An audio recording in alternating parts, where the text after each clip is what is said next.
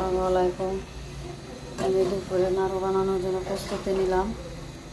এখানে গুঁড়িয়ে করা হইতেছে, গরম করা হইতেছে। আর নাড়ু বানাইতে খুবই কষ্ট, অনেক কিছুই ব্যাপার লাগে। এখানে আছে গুঁড়োর সাথে আছে তেল, গরম মশলা, তেজপাতা, আর এখানে আছে নারিকেল। আর যেখানে গুড় গরম করে তারপর দিয়ে মাইখা বানাবো।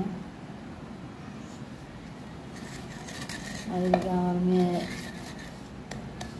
মুড়ি সিসি করতেছে নাড়ু মেজে দেওয়ার জন্য। এদিকে বাইরে প্রচণ্ড বাতাসের জন্য চুলার জায়গাটা নিভে যাচ্ছে।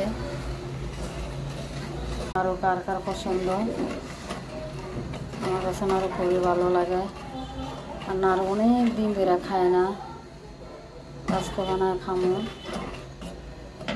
আমার ছোট্ট মেয়েটা ঘুমিয়ে আছে, দেখেন বাইরে বাতাস। আজকে এই পর্যন্তই, আল্লাহ হাফেজ।